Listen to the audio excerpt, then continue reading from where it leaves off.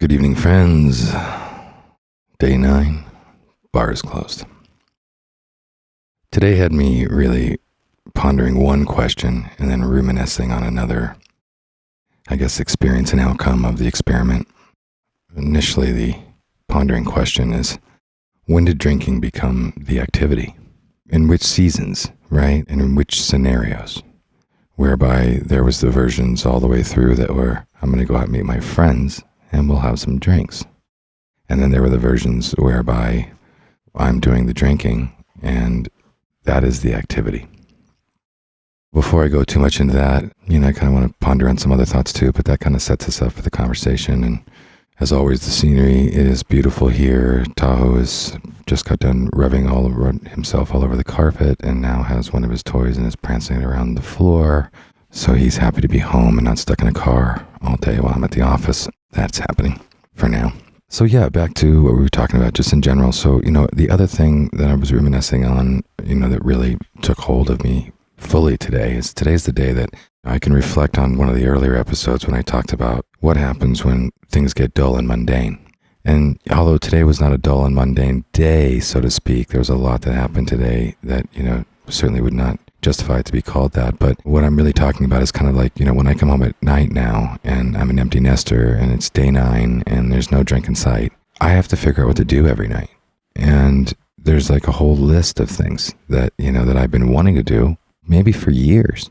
And I just didn't do them because I was obviously, I'm not trying to self-defecate myself. I was busy doing other things too, but there was a lot of time spent in there where I was drinking, and really the drinking didn't include too much else. That included a movie, maybe that included some dinner, included some conversation, maybe we could throw a hot tub in there, touch of socializing.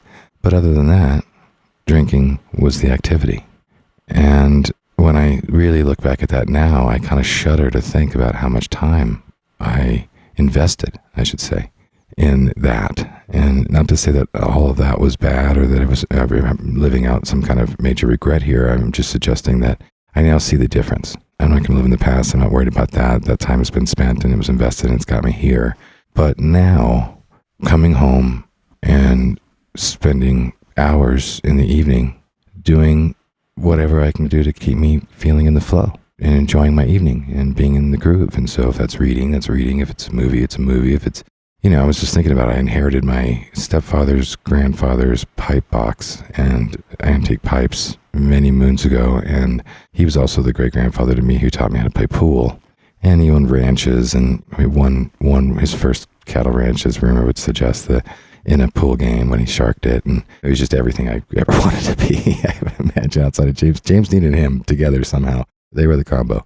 So I carried this thing around, kind of like a treasure chest. And when I quit smoking cigarettes this year, I picked up a pipe and I started to learn more about a pipe. And I'd always wondered why he had more than one pipe.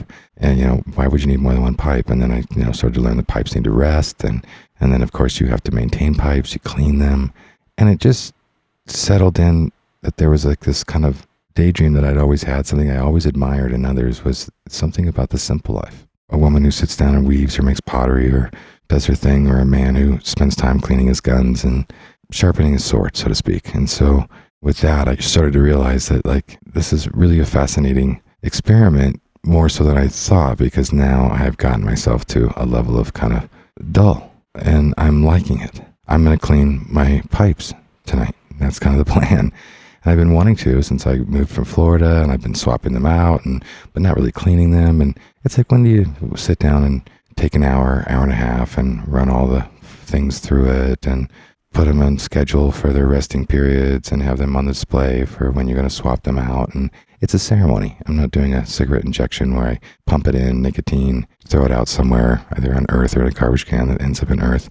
So it kind of feels a little bit more ceremonious because I choose my time wisely when I sit down and smoke off the pipe. I now really enjoy the distinction between smoking out of a dirty pipe and a regular pipe, that kind of thing. And so in that doldrum of it is living that simply.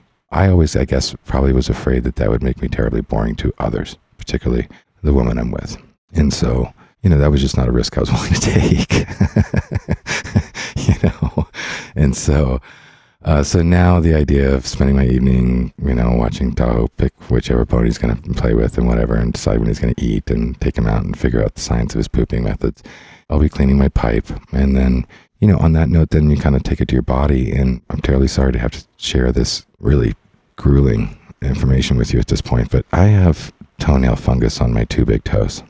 And it's been bothering me for several years. And I started on my left toe, and my right toe didn't have it. And I was so hoping my right toe would never get it. And I didn't have it. I don't have it still on any of my other toes. And so, but I got it on these two toes. And sometimes it hurts because it digs in. And it's just been a real pain in the ass. The only thing I haven't really done is the laser thing. And I was really planning on doing that next.